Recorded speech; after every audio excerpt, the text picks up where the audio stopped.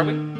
We are at the Niagara-on-the-Lake Museum that's owned and operated by the Niagara Historical Society in Niagara-on-the-Lake, Ontario, Canada. Awesome. And the town is spectacular. It's my first day here. There's really nothing like it, correct? I mean, It's very unique for Niagara. yeah, even in Ontario, correct? I would say so, yes. I mean, you're biased, but I mean, I took a walk down Main Street here, or whatever it is, and I just was floored by the quality of the buildings and the businesses. And the museum here is so well done. Thank you. And the interior and the exterior. It is what? What was it prior to being a museum? Well, the building that you walk into is the old high school building. It's built 1875. Oh, so this was in high school? This was the high school building in town until the 1940s, approximately, and then the Niagara Historical Society bought it for its museum. Now, the far building that you see outside, that's called Memorial Hall. That's actually the first purpose-built museum in Ontario. It was opened in 1907, and we've been here ever since. In 1940s, we acquired the high school, and then in the 1970s, we linked the two buildings together, and you get what you see, the full complex. Yeah, it's pretty cool. Now, at the time, too, I mean, the neighborhood's obviously developed around the historical building here, right? I mean, this was like one of a rare set of buildings, because now we've got 50s and 60s homes, I think, across the street. Yeah, so that's the wartime housing right across the street. So before that, it was actually the Niagara Commons. So when the military was doing its training here during, the First and Second World War and throughout the years, the camps were literally right out the front door. And actually, in the early records of the museum, in the Memorial Hall sort of visitor records, you actually see soldiers or their officers coming in to look at the museum while they were visiting here or doing their training here. Oh, that's cool. Yeah. It's just a great location. Now, the front room here is your gift shop, yes? This is our gift shop with some really great items ranging from our book collection, which, I mean, it ranged from Niagara-on-the-Lake history, military history, Black history. There's some children books as well that relate to local history, of course. And then there's other neat little gift shop pieces that relate to Niagara-on-the-Lake or various parts of our history. There's sort of reproduction type items that people who might like vintage looking items, but they're new, of course, and it really is a great gift shop. It's very popular amongst the tourists here, and of course our members and any visitors that come here. Are you integrating kind of similar ideological things like that you would have in the museum? You kind of, so like when I was a kid, we would go down to the Science Museum and they would have similar stuff. So this is historical. Yeah, it's historical items, sort of like reproduction style items that people can get. Old style binoculars or compasses, or right here we have some writing pieces as well for people who like to do some old school with the tip pens. Sure, those are really popular now, actually. It is. Yeah. People are starting to go back to those vintage style things. We've got games. We even made socks out of pieces from our collection, so people. Oh, you did? Where are those? Yeah, they're right here. They're quite funny. We've got the Death of Brock on socks, and then some of the other artwork. So it's Fort Mississauga. This is down at Queenston Heights as well, and shows Brock's monument. So sometimes we take pieces from our collection, then we do reproductions of them. We do that with maps and sometimes with paintings. Oh, you do? That's really smart, actually. Yeah. This is even like, say we have samplers. We've got a quilt exhibit on right now. Okay. So someone could do a reproduction of the samplers in our collection. Well, that's awesome. It's a super inspired place. Yeah. You can tell.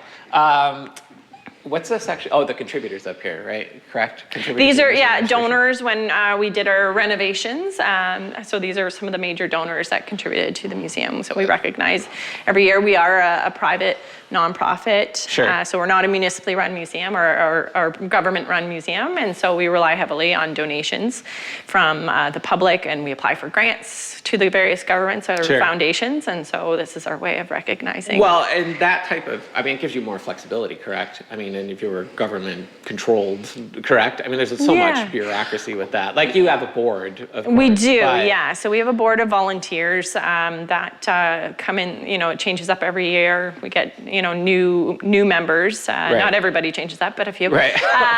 And so we get some new perspectives of what the museum should do. It's actually quite impressive that the Niagara Historical Society has been around since 1895, and we have functioned. The museum has functioned since then, just through the Niagara Historical Society. So this year is actually the 125th anniversary of the Niagara Historical Society starting. Wow. So it's very exciting that 125 years we have been functioning throughout, in Niagara-on-the-Lake without necessarily being taken over by the government. Well, it's a unique collection, unique history. So it's impressive. And then the museum itself, we've been here since 1907, but there was a museum before that. So technically the Niagara Historical Society Museum has been functioning for about 124 years. Wow, so. That's awesome. Yeah, that's a long history for a museum. It is honestly. A long history. It's pretty impressive. This area has changed a lot over the course of the last 125 years. Right? Yes. I mean, it's just like not even the same place anymore. So when you think about the importance too, strategically, militaristically, culturally, it's really played a prominent role throughout all of Southern Ontario and Western New York's development and history. Definitely. Right? I mean, Niagara-on-the-Lake was also a military town. I mean, our history goes back actually with strong links to the American history as well, right? So, I mean, and you can't deny that with our proximity to the United States. We're a hop, skip, and a jump over the river. I mean, people were coming across the borders by ferry all the time back in the day. So our history is very, strongly linked. Even, the founder of our town, Colonel John Butler, who would be seen as a traitor by American history, was the founder of our community. And it all started essentially with the American Revolution is what really put this community into action. Awesome. Cool. So what do we have here in this case? So the first few cases where we talk about our First Nations history, the neutral nations were the First Nations that were in this area. They were overcome by the Iroquois, but this is where we talk about and show various pieces from that collection. We talk about the neutral nations and Joseph Brant and Molly Brant and their involvement in this community. And then we actually move on to more the Revolutionary War period and the Loyalists who came and settled in Niagara-on-the-Lake. So we have a lot of the Loyalist pieces on display. We have a Revolutionary War coat for the British Indian Department on display as well. Gotcha. And this is where we talk about, Niagara-on-the-Lake becoming what it was known at that time, essentially settling with the Butler's Rangers and various Loyalists who came over who were originally at Fort Niagara, which was the British fort at the time during the Revolutionary War, and they crossed over into Niagara-on-the-Lake, started settling, farming in particular, and sending the food over to Fort Niagara to feed all of the refugees. Oh, okay. Now, the farming, so was this predominantly a farming community? Definitely. Definitely. A rural community, and it was a rural community farming, as I said, during the Revolutionary War period, so that they could send goods over to Fort Niagara for all the Loyalist refugees who were coming up north, of course, because of the Revolutionary War. And then in 1792, the town really starts to grow even more because we become the capital of Upper Canada, which was Ontario. So we're the first capital of Upper Canada. Here was Niagara-on-the-Lake. How long did that last? Until 1796. They ended up moving it to York, which is now Toronto. But with Lieutenant Governor Simcoe, he started the, passing laws and such to really settle the British government here in Upper Canada. No, but again, that's because it played such a prominent role. Like, where else are you going to put it, right? It's at this confluence of everything, really. Yeah, it's very close to, accessible. Yes, exactly. It's accessible by the water and such, but part of the reason, of course, that they move it to York is its proximity to the United States is a bit of a concern as well. Then you get the War of 1812, of course. So Niagara-on-the-Lake being so close to the U.S. side of the river can cause a few issues during a war, of course. We're only a cannonball's throw away from each other. Yeah, you're literally like, it's just a heave and a hoe. Yes, exactly. Yeah. As I said, our tie to American history, even Buffalo's history in terms of the War of 1812, which I can talk about when we get to the 1812 section. But one of the key things, actually, when Simcoe is here and establishing British government in Upper Canada that I do want to point out is Niagara-on-the-Lake is the first place where there's an act to limit slavery in British North America. Oh, really? Yes, it's a very important part of Black history and about our community. And unfortunately, it wasn't a complete abolishment of slavery, but it was sort of more of a phased-in approach to but that was abolishing really slavery. like forward thinking. It was.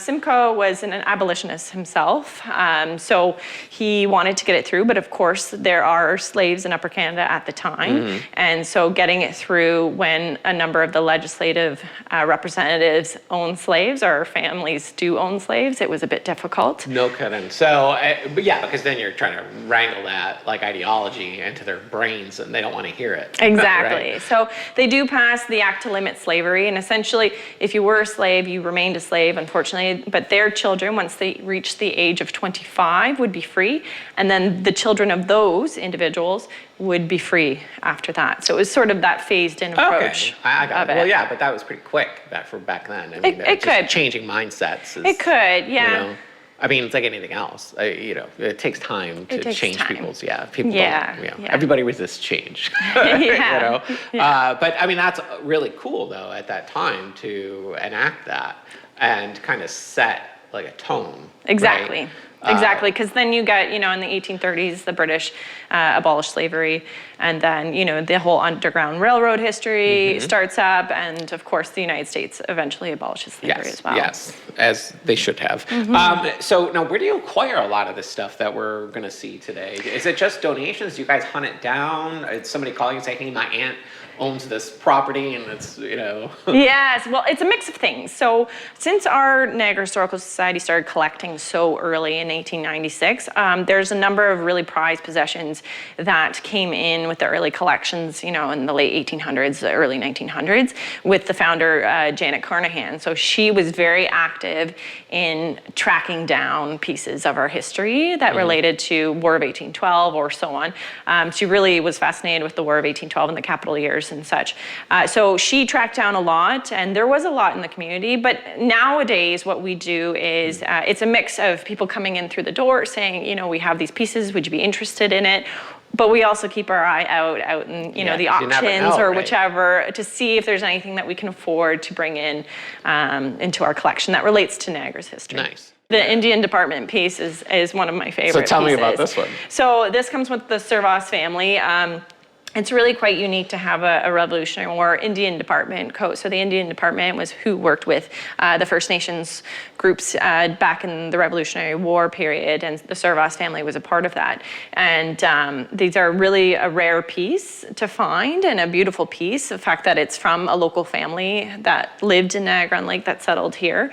And our First Nations history is really quite strong with us being the capital of Upper Canada. We also had the Indian Council House here, where a lot of the Aboriginal groups came to meet with the British Indian Department, with the British government, to discuss, treaties or gifts for all of their contributions. And so what is the age of this coat here? So it would be Revolutionary War, so the 1770s period. Oh my gosh, it's in perfect shape, correct? It is. I mean, there's there's a teeny bit of fraying, that's about it. I mean, it's been in the collection for a long time. Yeah. So, and it's a great piece to have on display. And what's this chair here? This capital years display here. So it's a chair believed to be part of the first Parliament of Upper Canada. So when they met to pass these various laws, like the Act to Limit Slavery, this is one of a few chairs that are still in existence from that period. And so again, a very important piece for us to show, as we were the first capital of Upper Canada here in Niagara-on-the-Lake before Toronto was. Right.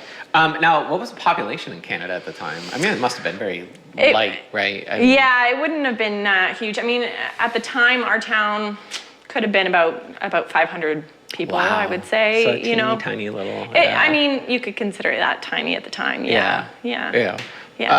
Now, in the museum here, we're going to see kind of the development of Niagara-on-the-Lake, right? And kind of see how it's grown and changed over the years. Yeah, so our permanent galleries talk about the chronological history of Niagara-on-the-Lake. It's called Our Story. So we talk about how our community developed, how it grew, who were some of the key important figures in our local history or important groups. And we do our best through displaying various collections to talk about it. And then we do have our temporary gallery where we do more of an in-depth focus on certain parts of our history. So this is our War of 1812 section. We've got General Brock's hat. This hat actually has a really fascinating story. So this is one of the early pieces that we've had. It's, again, one of our prized possessions. So General Brock became the Major General during the War of 1812, or just before. So he ordered a hat to fit his standing in the military. He ordered it from England. And the war was declared in June of 1812, and he died in October of 1812. So very soon after the war was declared at the Battle of Queenston Heights. And the hat arrived after he died. So, but we still call it his hat because of course he ordered it, and it made it in time to be on his caskets actually he was buried 4 times. So it did make it to be. He was buried 4 times? He was, Wait, was he dug up and moved? Yes, so first, when he first died, he was actually buried at the bastion, one of the bastions at Fort George. Okay. And then after the war and they built the first Brock's Monument, he was buried underneath that. Okay. And then an Irish sympathizer who saw, Brock's Monument as a British symbol decided to bomb it. His name was Benjamin Lett, and he bombed it, and then, so they took him out and they buried him in the local Hamilton Cemetery in Queenston, and then when they built the new one, the one that you see now, they moved him back there. Yeah. So for the ceremony. And now he rests underneath Queenston Heights Monument, which is a really beautiful place to go and visit when you come to Niagara-on-the-Lake. It's at Queenston Heights. Just down the Niagara River Parkway, actually. Awesome. Yeah, beautiful. So now the hat, though, is in perfect condition because it was never worn in battle. Well, in our opinion, it's a bit worn. People tried it on and played with it because Brock was such a large man. It's actually a very large hat as well, if you were to put it on for most people. He had a big head in many ways. So it has a bit of wear and tear, but by museum standards, it's in really good shape. Yeah, and it's one of the very first pieces that we got in the collection. So, it's quite a beautiful piece. It's a very popular piece relating to General Brock, which of course is a big part of our history. And many Ontario towns have a Brock Street, or there's Brock University here in Niagara as well, of course, which is named after Major General Brock. So, and for me, this is the first I'm hearing of this. Well, I've heard, I remembered it when you're saying it from history class, but it has been so long. And now, it's a nice tie-in, right? Yes. I mean, and people need to know because people don't think. Yes. It's like we just did this with another place. We were talking about the history of Buffalo. It was actually a business, but it somehow tied into that. But it was all the streets that are named of Buffalo. And people forget they're named after prominent figures and generals. Yeah, Porter Street. Yeah, definitely. And this is a perfect way to kind of set off your tour, right? I mean, we've got the hat, we've got the coat, and these are original. These are all original. And actually, we have on display a number of original officers' coats, the red coats. We have a few more upstairs. We can't display all of them, unfortunately, but these are some officers' coats from the War of 1812, and they are linked with a specific officer, which is really lucky, too, as well, so we can tell their story as it relates to War of 1812 history. Oh, that's great, right. Yeah, and I mean, War of 1812 obviously relates to American history. Touchy subject, but I think we're over it. Well, we've been told there's not a ton of Americans that learn, or at least remember 1812. It might be sort of a small war in their minds, but a big thing, of course, for Canada, because we were the closest British colony. So, of course, they're going to attack here in Upper Canada. And anyone who sees the Niagara River, of course, as I mentioned, Fort Niagara and then Fort George, I mean, literally a cannonball throw away, right? So it's... It was a big event for us, and not to be objective. I mean, our town was burned by the Americans and American sympathizers, but so was Buffalo by British. So I don't know. We'll wash. So I mean, we both got burned.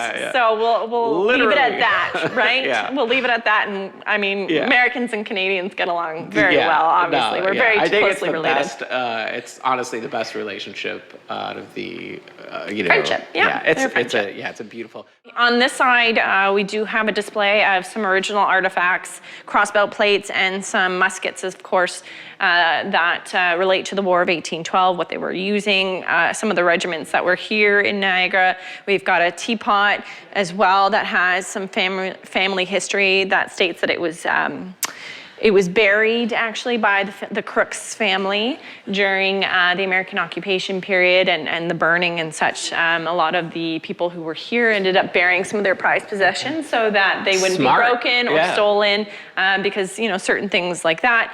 To some people, a teapot is a teapot, and you can buy another one today. But back then, these are very prized possessions. They don't Sure. have a ton of items to call their own, and so Yeah. losing them is quite a significant Totally true. loss. Yeah. Well, yeah. I mean, you're dealing with a period where I see, because we're a disposable economy now in society, Exactly. we don't think twice about anything like that. Exactly. But those were prized possessions. I think most households acquired items slowly, cautiously, carefully, and so that's what they did. That's awesome.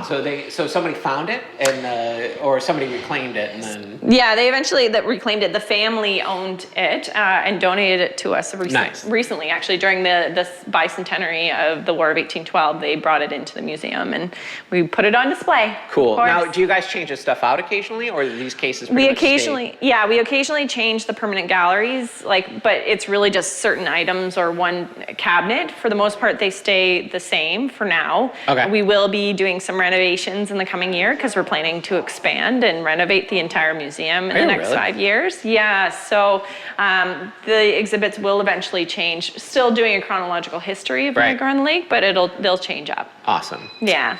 And then, as we walk deeper in, this was actually. Can we talk about these cases? Yeah, sure. Is that okay? They fascinated me right away because I've never seen a case like this. But in movies, you always see these type of trunks. Like what are these?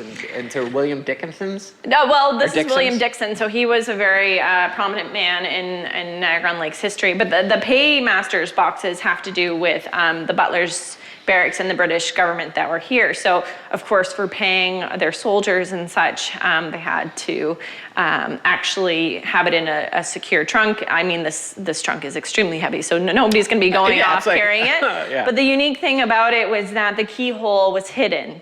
And the paymaster knew where the hole was and had the key, of course, to do it. And so what we did here was recreate the top of it Right. so that others, when they come into the museum, can see if they can figure out if they can find the keyhole as that's well. cool. So that would make it, troublesome for anyone who was trying to steal from Quickly, the British yeah, you're not- government. They would have to take some time, find the key first of all, and then find the keyhole, which could be a struggle as well. That is a super resourceful idea for the time, right?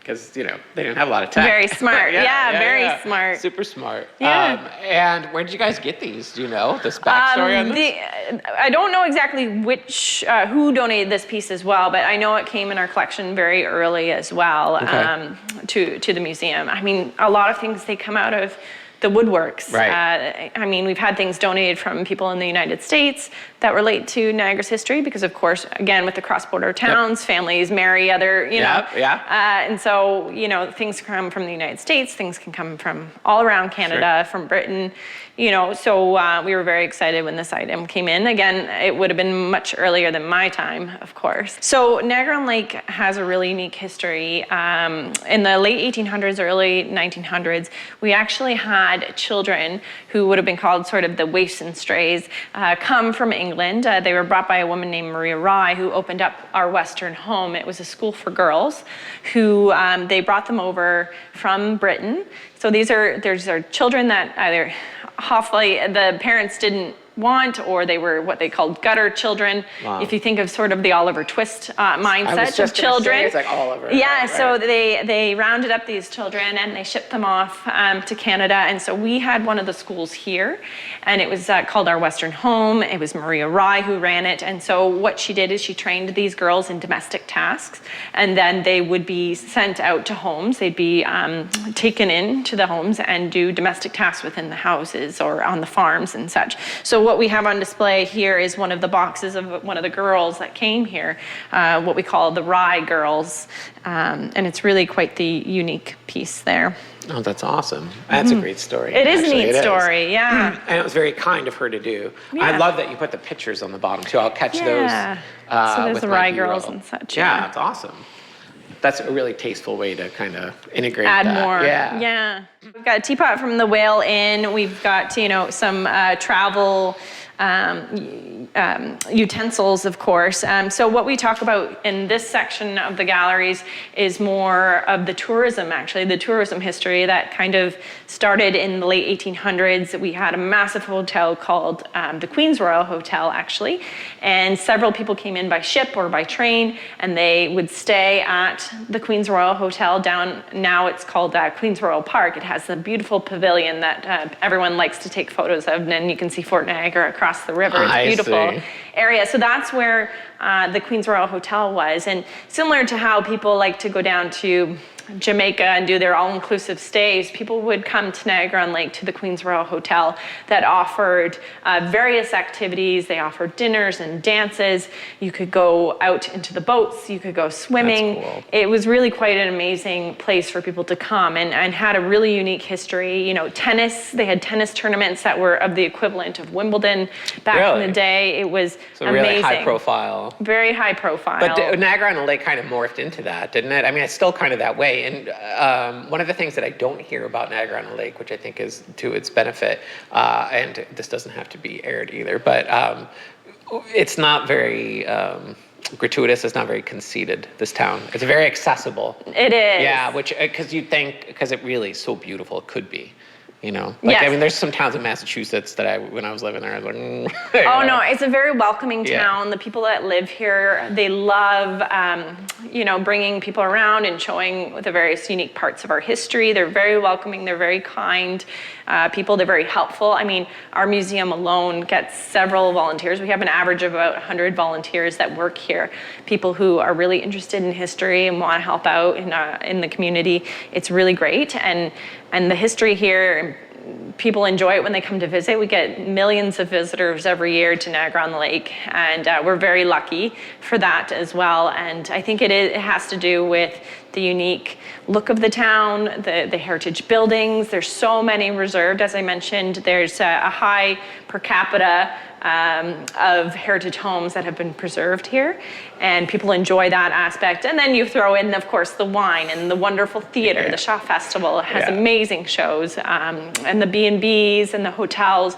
It's an amazing experience, a weekend away, sort of a staycation for a lot of people too, who don't live that far. People from the United States or from Toronto or outside can come here for a couple days, and it's an amazing experience. Yeah, beautiful. And they have to stop here because this gives you a flavor, and I think that's what's important about what you guys have done as a town. So in some towns, and we'll talk about this on the interview, but some towns will have a history museum, but the town doesn't resemble the history that it had. And this museum represents, when you walk outside of this museum and you go down the street, you're seeing this. You see the history here. You see what I mean? It's a You see different there's- tactile sense of like, oh, I just experienced the history at the History Museum, and this is living history. The town kind of has that flow to it. It does. And it's got that vibe. It does. But a lot of towns don't. So the museum is a really important place for folks to stop into and really get a taste of what they're experiencing out there.